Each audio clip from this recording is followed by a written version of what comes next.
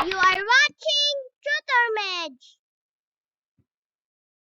Today's lesson is under MELC Most Essential Learning Competency Code M9AL-1A-B-1. Solving quadratic equations by extracting square roots, factoring, completing the square, and using the quadratic formula. Talakayin naman natin ngayon ang factoring quadratic trinomials. Meron tayong tinatawag na general term. Ito yung ax squared plus bx plus c where a equals 1. So, ang ax squared, ito yung ating first term. Ang bx, ito yung ating middle term. At yung positive c, ito yung ating last term. Simulan natin. Ax squared plus bx plus c, ito ay equal to quantity x plus a factor of c times quantity x plus another factor of c. Tingnan maigi, pag positive ang c, ibig sabihin pareho ang magiging sign ng factors ng c. So, saan natin titignan ang sign na yon? Ibabase natin ito sa ating middle term. Ito yung positive. Kaya, meron tayong factors na x plus a factor of c times x plus another factor of c. Ax squared minus bx plus c equals x minus a factor of c times x minus another factor of c. Positive ulit ang ating c dito, ibig sabihin pareho ang magiging sign ng ating factors of c. So, ito ay nakabase sa sign ng ating middle term which is now negative. Kaya meron silang parehong negative factors. Ax squared plus bx minus c equals x plus a factor of c times x minus another factor of c. So, dito, negative ang c. Ibig sabihin, unlike signs ang factor ng c. So, anong gamit ng ating middle term na sign? Ito yung dadalhin ng mas malaking factor ng c regardless of its sign. So, pag positive ito, ibig sabihin kung ano yung mas malaking factor na makukuha natin, yun ang ilalagay natin doon sa tabi ng positive factor. Ax squared minus bx minus c equals x minus a factor of c times x plus another factor of c. Dito, negative ulit ang c, kaya magkaiba ang ating magiging sign of factors of c. So, alin sa mga factors ng c ang magdadala ng sign sa gitna? Iyon ay yung mas malaking number. So, dapat, regardless of the sign, yung mas malaki doon, yun ang magdadala ng negative sign. So, tandaan, the sum of the factors of c must be equal to b. Then, apply the rules in adding integers to identify which of the factors bear the sign of b. Para mas maunawaan, gawa tayo ng example. X squared plus 10x plus 24. Take note, may kinalaman ang mga sign ng ating terms. So, ang huling term natin dito ay positive at ang middle term natin dito ay positive. So, anong mangyayari? I-factor out muna natin ang x squared. So, alam naman natin na ang x squared ay galing sa x times x. So, ilagay na natin ito sa ating factors.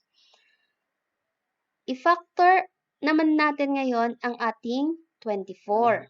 So, ano ba yung mga posibleng factors ng 24? Meron tayong 24 and 1. Meron din tayong positive 12 and positive 2, positive 8 and positive 3, and then positive 6 and positive 4. So, remember, the sum of the factors of C must be equal to B. Apply the rules in adding integers to identify which of the factors bear the sign of B. So, i-add up natin. 24 plus 1 equals 25. Positive 12 plus positive 2 equals positive 14. Positive 8 plus positive 3 equals positive 11. Positive 6 plus positive 4 equals positive 10. So, ibig sabihin, ang una, cancelled na. Pangalawa, cancelled na rin. Pangatlo, cancelled na rin. At yung pang-apat, yun yung tama dahil equal to 10 siya. Ang tinatarget natin na sagot dapat ay positive 10 dahil yun ang nasa gitnang term. So, pwede na natin ilagay ang positive 6 at positive 4 bilang factors of 24. Ibig sabihin, ang x squared plus 10x plus 24 ay equal to factors x plus 6 times x plus 4. Okay, nakuha na natin ang ating factors. So, x plus 6 times x plus 4. Ngayon naman, isolve na natin ang ating quadratic equation. So, hanapin natin ang solutions or the roots. Ngayon, step 1, simulan natin. Find for the solutions or roots of the quadratic equation by equating the factors to 0. Yung nakuha nating x plus 6 times x plus 4, equate lang natin to 0. Step 2, split the factors by equating each to 0. So, split natin. X plus 6 equals 0. The other one will be x plus 4 equals 0. Step 3, find for the roots or solution by applying addition property of equality. Pag sinabing addition property of equality, kunin natin ang additive inverse ng ating constant. Yung ililipat natin sa kabilang side. So, ngayon, sa kabila muna tayo, x plus 6 equals 0. Ang additive inverse natin sa positive 6 ay negative 6. So, kung ano yung inad mo sa kabila, yun din ang i-add mo doon sa right side. Kaya meron tayong x plus 6 minus 6 equals 0 minus 6. So that, maging 0 na yung positive 6 doon, matatanggal na. Kaya ang sagot, x equals negative 6. So, pareho din ito sa kabilang equation natin o yung isang factor pa natin. So, x plus 4 equals 0. Positive 4 ito, kaya mag-add up tayo ng inverse ng positive 4 which is negative. So, ito ay x plus 4 minus 4 equals 0 minus 4. Matatanggal din ang ating 4 doon sa kabila dahil magiging 0 ito. Kaya ang x natin ay negative 4. Kaya ang sagot natin dito ay x equals negative 6 and x equals negative 4. Example number 2. Paano naman kung meron tayong x squared minus 10x plus 24? Kung mapapansin ninyo, hindi ko na pinalitan ang ating term maliban sa gitnang sign natin para mas madaling intindihin. So ngayon, una, kunin muna natin ang factors ng ating x square, which is x and x. Tapos, ilagay na natin, kunin ang factors ng 24. Ngayon, kung mapapansin, positive ang ating 24, ibig sabihin, pareho ang magiging factors natin. Pareho yung magiging sign ng factors ng 24 na nakabase sa gitnang sign. At ang sign natin sa gitna ay negative, kaya ang factors na dapat nating hanapin ay parehong negative. Una, negative 24 at negative 1. Negative 12 at negative 2. negative 8 at negative 3, at negative 6 at negative 4. So take note, kunin natin ang sum ng mga factors. Tingnan natin kung alin dito sa mga factors na to ang makukuha yung nasa gitnang term, which is negative 10. Negative 24 plus negative 1 equals negative 25. Negative 12 plus negative 2 equals negative 14. Negative 8 plus negative 3 equals negative 11. At negative 6 plus negative 4 equals negative 10. So, cancel na natin yung una, ganun din yung pangalawa, at ganun din yung pangatlo. Pero ang pang-apat, ito yung kukunin natin dahil nakuha natin yung middle term na negative 10 o yung numerical coefficient ng ating middle term na negative 10. So, pwede na nating ilagay ang mga factors ng 24 na negative 6 at negative 4. Ibig sabihin, x squared minus 10x plus 24 equals x minus 6 times x minus 4. Naintindihan ba?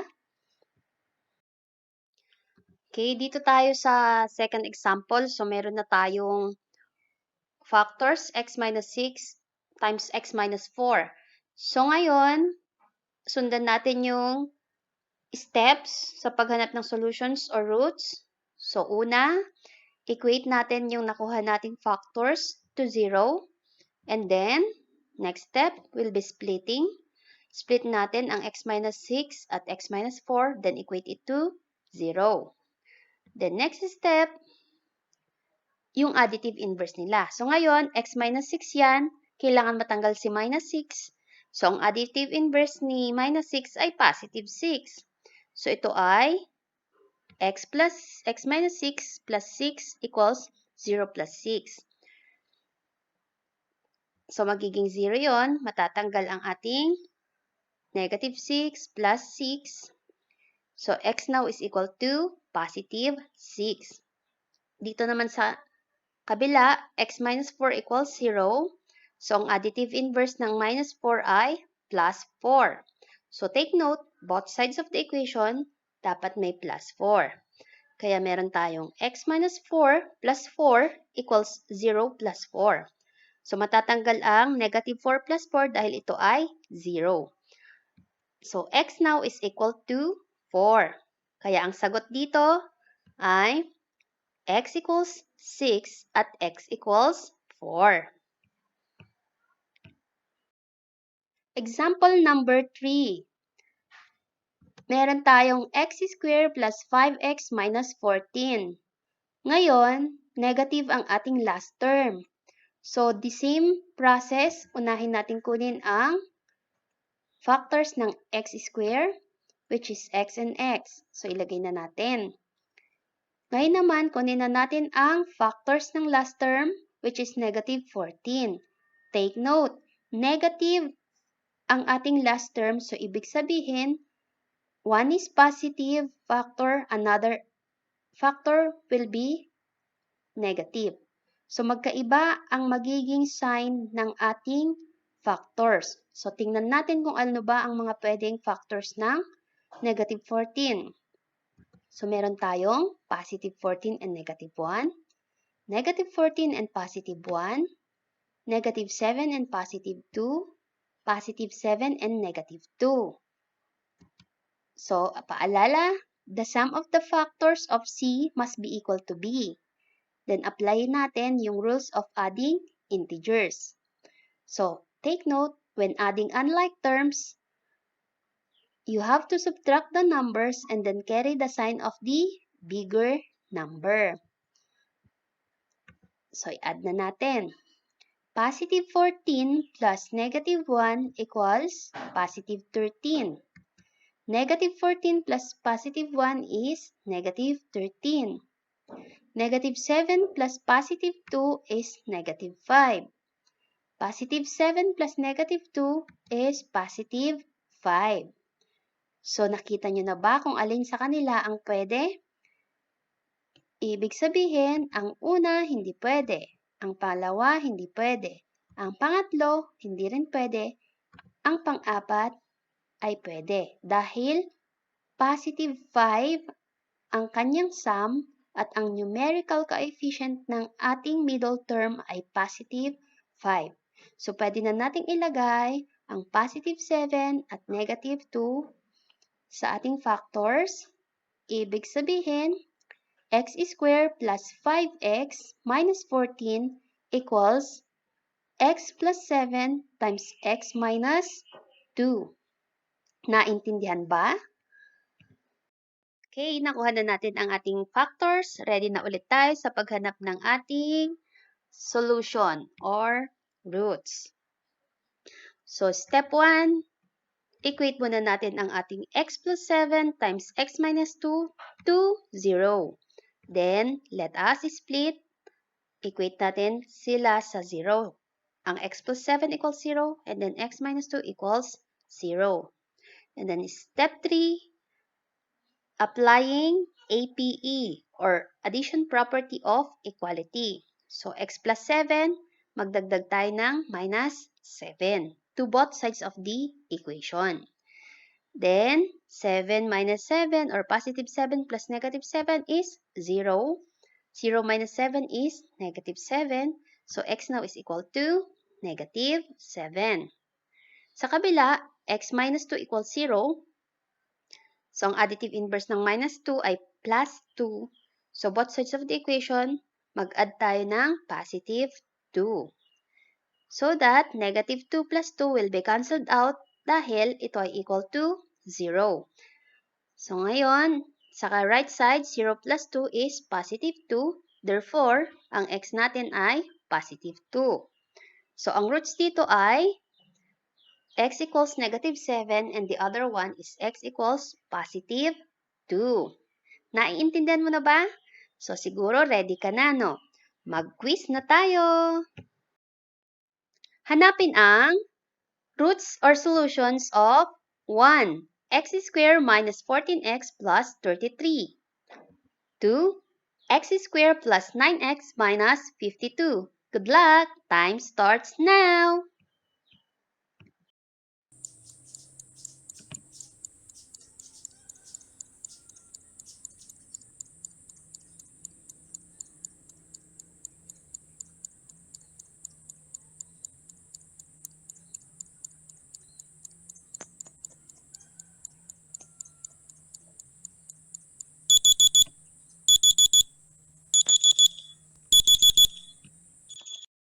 Ang mga sagot, number 1, x equals positive 11 at x equals positive 3. Number 2, x equals negative 13 and x equals positive 4. Nakuha mo ba? Hanggang sa muli! Like and subscribe. Tutor Med. Happy learning!